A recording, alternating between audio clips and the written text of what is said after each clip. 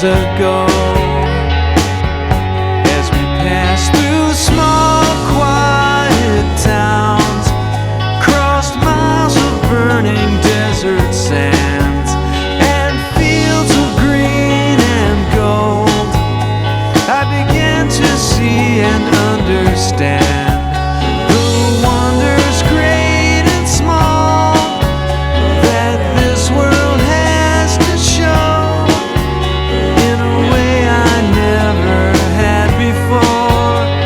A few thousand days ago, just a few thousand days ago, I had made up my mind.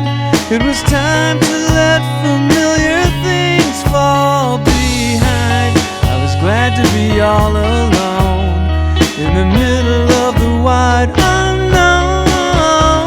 Through lost, empty towns, across miles of burning desert sands and fields of green and gold, I began to feel and understand the wonders great and small that this world has to show, like the promise in a new sunrise a few thousand days ago.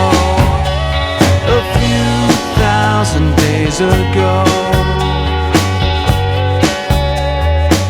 it set my heart and soul at ease to hear the silence and the wind through the trees. I was glad to be all alone in the middle of the wide